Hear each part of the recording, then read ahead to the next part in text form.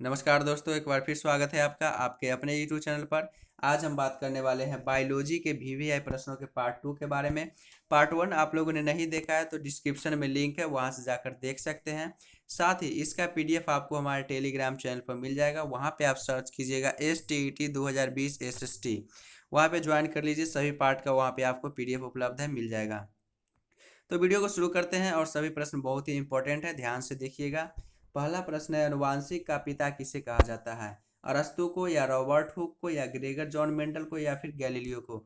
इनमें से किन्हें अनुवांशिक का पिता कहा जाता है? तो इसका सही आंसर हो जाएगा ग्रेगर जॉन मेंडल को। जी हाँ, इन्हीं को अनुवांशिक का पिता कहा जाता है। उसके बाद बात करते हैं अगले प्रश्न की। अगला है, मेंडल ने अपने प्रयोग में किस पौधे का चयन किया था? अभी देखा, इनको अनुवांशिक का पिता भी कहा जाता था, तो इन्होंने अपने प्रयोग के लिए किस चीज़ के पौधे का चयन किए? मटर के पौधे, या फिर चना के पौधे, या फिर आलू के पौधे, या इनमें से सभी पौधे? तो इसका सही आंसर हो जाएगा दोस्तों मटर का पौधा। 9th 10th में इसका एक अलग ही टॉपिक है, मेंटल का प्रयोग। बहुत ही दोस्तों इंपॉर्टेंट टॉपिक है हुआ। उसके बाद बढ़ते हैं अगले प्रश्न की तरफ। अगला है, मानव के हृदय का प्रकुंचन दाब कितना होता है? 120 M H G, 110 M H G, 85 दस डी, या 55? तो इसका सही आंसर हो जाएगा दोस्तों 120 एम एच डी। यह प्रकुंचन दाब होता है। और जब बात आएगी आकुंचन दाब की, तो वहां पे हो जाएगा 80 mm। जी हाँ दोस्तों, आकुंचन 80 mm, प्रकुंचन 120 mm।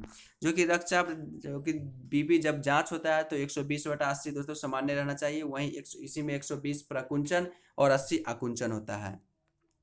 उसके बाद है, पौधों में फ्लोएम का क्या कार्य होता है? फ्लोएम जो कि पौधे में पाई जाती है, तो उसका मुख्य कार्य होता है दोस्तों, आपको बता दें, भोजन का संवहन। और जाइलम, जाइलम का काम होता है जल का संवहन। याद रखने का बहुत ही आसान ट्रिक, जाइलम जो कि ज से चालू है इसलिए इसका जल हो जाएगा। फ्लोएम जो कि एफ से चालू है दोस्तों, तो इससे फूड यानी भोजन, ऐसे याद कर रख सकते हैं आप आसानी से। फ्लोएम का कार्य फूड ले जाना, भोजन का संवहन करना। जाइलम कार्य जल का संवहन करना। उसके बाद बढ़ते हैं अगले प्रश्न की तरफ। अगला है, पाचन की क्रिया कहाँ पर पूर्ण होती है? जी हाँ, मनुष्य के शरीर में पाचन की क्रिया कहाँ पूर्ण होती है? छोटी आंत में, बड़ी आंत में, अग्नाशय में, या ग्रास नली में? तो इसका सही आंसर हो जाएगा छोटी आंत में दोस्तों पाचन क्रिया पूर्ण होती है। उसके बाद बढ़ते हैं अगले प्रश्न की। आपने अभी तक चैनल को सब्सक्राइब नहीं किया है तो लाल बटन को दबाकर चैनल को सब्सक्राइब जरूर कर ले। साथ ही वीडियो को ज़्यादा से ज़्यादा शेयर करें एवं लाइक करें। उसके बाद लार का स्राव कौन ग्रंथि करता है? जी हाँ, किस ग्रंथि से लार स्रावित होती है? जठर ग्रंथि से, या यकृत से, या फिर लार ग्रंथि से, या अंतःस्रावी ग्रंथि से? तो दोस्तों ये आसानी से याद रहेगा, लार का स्राव लार ग्रंथि करती है। उसके बाद बढ़ते हैं अगले प्रश्न की तरफ। अगला है, हीमोग्लोबिन किस में पाया जाता है? जी हाँ, हीमोग्लोबिन जो बराबर सुनते होंगे आप, किस में पाया जाता है? श्वेत रक्त कणिकाओं में, लाल रक्त कणिकाओं में, या प्लाज्मा में, या हृदय में? दोस्तों आपको बता दें, श्वेत रक्त कणिका और लाल रक्त कणिका हमारे खून में पाया जाता है। तो यह उसका सही आंसर हो जाएगा हीमोग्लोबिन दोस्तों लाल रक्त कणिकाओं में पाया जाता है। WBC और RBC होता है, जो कि रेड ब्लड सेल्स को लाल रक्त कणिका, और WBC व्हाइट ब्लड सेल्स को कहा जाता है। तो यह होता है दोस्तों, बीमारी से लड़ने में बहुत ही सहायक होता है, और इसी की सहायता से मनुष्य शरीर बीमारी से लड़ पाता है। उसके बाद है, एक स्वस्थ व्यक्ति का सामान्य रक्तचाप कितना होता है? तो अभी आपने बताया था 120/80 सामान्य व्यक्ति का रक्तचाप होता है, जहां 120 को दोस्तों प्रकुंचन दाब बोला जाता है और 80 को आकुंचन दाब के रूप में प्रश्न पूछ सकता है। उसके बाद है, दो न्यूरॉनों को मध्य खाली स्थान को क्या कहा जाता है? तो इसका सही आंसर आपको बता दें, सिनेप्स। जी हाँ, सिनेप्स होता है जो दो न्यूरॉनों के मध्य खाली स्थान जो होता है उसी को कहा जाता है। बहुत ही इंपॉर्टेंट प्रश्न है यह भी। आपको इसका पीडीएफ हमारे टेलीग्राम पे मिल जाएगा, जरूर वहाँ ज्वाइन कीजिए। साथ ही चैनल को सब्सक्राइब और वीडियो को ज़्यादा से ज़्यादा शेयर जरूर करें। निम्नलिखित में से कौन अलैंगिक जनन की विधि है? विखंडन, मुकुलन, विखंडन, या इनमें से सभी? विखंडन दो बार लिखा गया दोस्तों। तो दोस्तों विखंडन और मुकुलन दोनों अलैंगिक जनन की ही विधि है। उसके बाद बढ़ते हैं अगले प्रश्न की। अगला है, हाइड्रा अलैंगिक जनन की विधि क्या है? जी हाँ, हाइड्रा में अलैंगिक जनन होती है तो किस विधि द्वारा होती है? मुकुलन, पुनर्जन्म, विखंडन?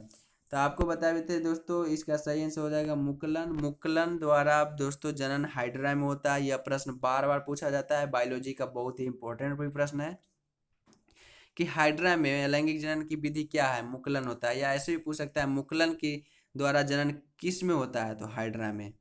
उसके बाद बढ़ते हैं अगले प्रश्न की। अगला है, शाकाहारी जंतु को क्या कहा जाता है? जितने भी शाकाहारी जंतु हैं उनको किस श्रेणी के उपभोक्ता में रखा गया, प्राथमिक या द्वितीय या तृतीय या चतुर्थ। तो इसका सही आंसर हो जाएगा दोस्तों प्राथमिक श्रेणी के उपभोक्ता में सभी शाकाहारी जंतु को रखा गया है। उसके बाद है अगला प्रश्न, जीव मंडल में ऊर्जा का मूल स्रोत क्या है। मूल स्रोत की बात कर रहे हैं यहाँ पे, ऊर्जा का मूल स्रोत सौर ऊर्जा, प्रकाश संश्लेषण, उपचयन, इनमें से सही। तो दोस्तों इसका सही आंसर हो जाएगा सौर ऊर्जा। यह जीव मंडल में ऊर्जा का मूल स्रोत है। जी हाँ दोस्तों, मूल स्रोत किसी का जड़ जैसे कहा जाता है ऊर्जा का, तो दोस्तों सौर ऊर्जा। उसके बाद है ओजोन में एक अणु में ऑक्सीजन के कितने परमाणु निहित रहते हैं। जी हाँ, ओजोन इसको O3 द्वारा दर्शाया जाता है, अर्थात ऑक्सीजन के 3 परमाणु उसमें निहित रहते हैं। तो इसका आंसर हो जाएगा 3। यह बहुत ही दोस्तों रक्षा करता है पृथ्वी को, इसे पृथ्वी का रक्षा कवच भी कहा जाता है। सूर्य से आने वाली हानिकारक किरणों को यह दोस्तों रोक लेता है रास्ते में और उसको परावर्तित कर देता है। उसके बाद है अंडाणु कहाँ अवस्थित होते हैं। जी हाँ दोस्तों, अंडाणु कहाँ अवस्थित होते हैं, अंडाशय में या बीजांड में या वर्तिका में या भ्रूण कोश में। तो अंडाणु का दोस्तों जो अवस्थित होने की जगह है वो अंडाशय है। जी हाँ, अंडाशय में ही अंडाणु अवस्थित होते हैं। उसके बाद है अगला प्रश्न, इंसुलिन की कमी से कौन सा रोग होता है। जी हाँ, इंसुलिन की कमी से कौन सा रोग होता है, मधुमेह या बौनापन या बेरी या इनमें से कोई नहीं। तो इसका सही आंसर हो जाएगा इंसुलिन की कमी से मधुमेह का रोग होता है। और यह इतना इम्पोर्टेंट है कि हर सेक्शन जहाँ भी बायोलॉजी से प्रश्न पूछा जाता है इस प्रश्न देखने को मिल ही जाता है किसी न किसी दोस्तों शिफ्ट में। तो इंसुलिन की कमी से दोस्तों मधुमेह नामक रोग होता है, बहुत ही इंपॉर्टेंट प्रश्न है यह। उसके बाद बढ़ते अगले प्रश्न की तरफ। अगला है मस्तिष्क किसके लिए उत्तरदायी है।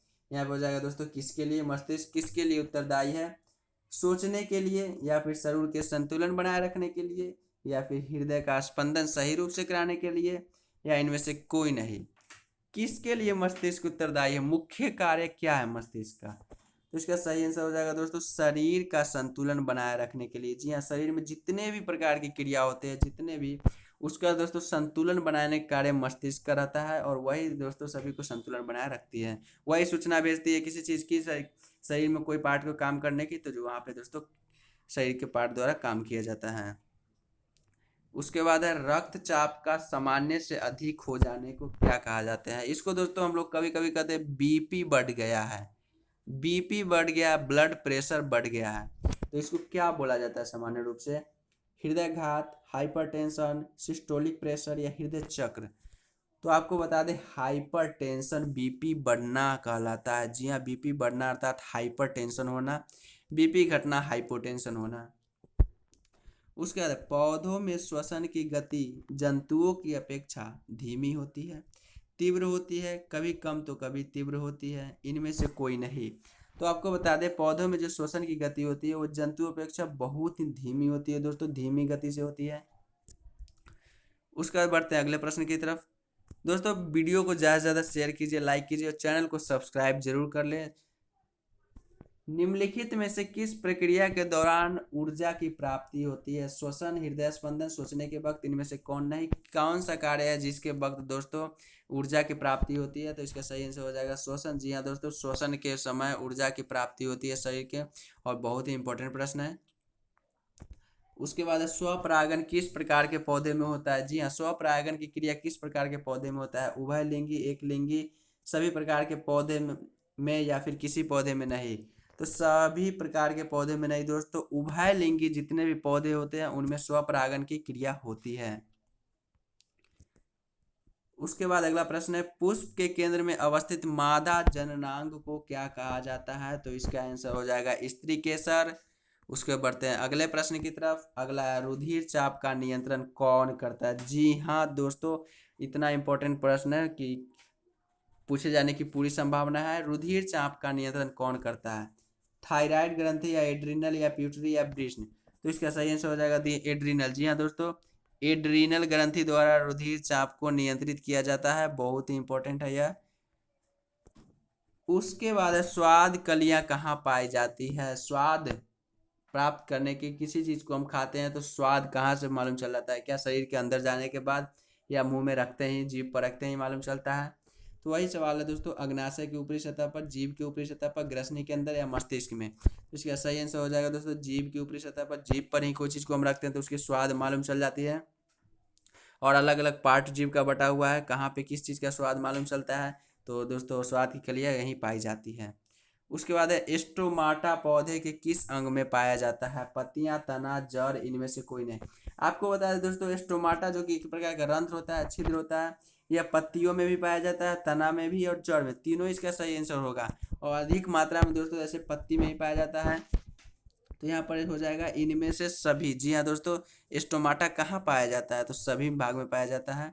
जो शरीर के ऊपरी भाग में रहते हैं, अर्थात मट्टी से ऊपर जो भी पौधे का भाग रहता है वहाँ स्टोमाटा पाया जाता है, रंध्र होता है एक प्रकार का। उसके बाद है मनुष्य में पाचन की क्रिया कहाँ से प्रारंभ होती है? ग्रास नली से, या छोटी आंत से, या मुख गुहा से, या यकृत से। तो इसका सही आंसर हो जाएगा दोस्तों, पाचन की क्रिया प्रारंभ कहाँ से होती है? दोस्तों हम लोग जब खाना खाते हैं, मुंह में रखते हैं, उसका चबाना दोस्तों, लार निकल के और उसको चिपचिपा बनाना शुरू कर देता है खाना को, इसलिए मुख गुहा से ही पाचन क्रिया एक प्रकार की प्रारंभ हो जाती है। उसके बाद है मनुष्य के हृदय में कितने बेस्म पाए जाते हैं? तो इसका सही आंसर हो जाएगा 4 बेस्म पाए जाते हैं, अलिंद और दोस्तों निलय। सुने होंगे आप, मनुष्य का जो हृदय होता है उसमें 4 प्रकार के पाया जाता है। उसके बाद बढ़ते हैं अगले प्रश्न की तरफ। अगला है मूत्र का रंग पीला किसकी उपस्थिति के कारण होता है? यह बार बार पूछा जाता है दोस्तों, किसी भी कंपटीशन में भी यह प्रश्न देखने को मिल जाता है। मूत्र का रंग पीला किसकी उपस्थिति के कारण होता है? यूरोक्रोम, अमोनिया, यूरिया या यूरिक अम्ल। तो इसका सही आंसर हो जाएगा यूरोक्रोम। जी हाँ, यूरोक्रोम की उपस्थिति के कारण ही मूत्र का रंग पीला दिखाई पड़ता है। उसके बाद है ब्रेक की रचनात्मक एवं क्रियात्मक इकाई को क्या कहा जाता है? दोस्तों बहुत सभी प्रश्न वो इंपॉर्टेंट है, बहुत इंपॉर्टेंट वीवीआई प्रश्न सब है। यह दोस्तों इसका सही आंसर हो जाएगा नेफ्रॉन। यह भी बार बार पूछा जाने वाला प्रश्न है। ब्रेक की रचनात्मक एवं क्रियात्मक इकाई को क्या कहा जाता है? तो नेफ्रॉन होगा। उसके बाद है उत्सर्जी पदार्थ का शरीर से निष्कासन क्यों आवश्यक है? यह शरीर के लिए हानिकारक होते हैं या अनावश्यक होते हैं, उपयुक्त दोनों, या शरीर के लिए फायदेमंद होते हैं? उत्सर्जी पदार्थ का दोस्तों शरीर से जो निष्कासित होती है वह क्यों, क्या कारण है उसका? शरीर के लिए फायदेमंद तो होगी नहीं, क्योंकि उत्सर्जी पदार्थ है, उसका निष्कासन किया जाता है शरीर से, तो यह शरीर के लिए हानिकारक भी होते हैं और अनावश्यक होते हैं शरीर के लिए, इसलिए इसका आंसर हो जाएगा सी, उपयुक्त दोनों। उसके बाद है अफ्रीकी मानव की सबसे निकट संबंधी कौन है? चिंपैंजी, बंदर, गोरिल्ला, गिलहरी। तो इसका सही आंसर हो जाएगा चिंपैंजी अफ्रीकी मानव की सबसे निकट संबंधी है। तो जितने भी प्रश्न थे सभी इंपॉर्टेंट थे। आप लोग चैनल को सब्सक्राइब कीजिए, वीडियो को ज़्यादा से ज़्यादा शेयर कीजिए, लाइक कीजिए, और पीडीएफ आपको टेलीग्राम पे मिल जाएगा, आप टेलीग्राम को ज्वाइन कर लीजिए। और यह पार्ट 2 था साइंस के बायोलॉजी सेक्शन के वीवीआई 500 प्रश्नों का।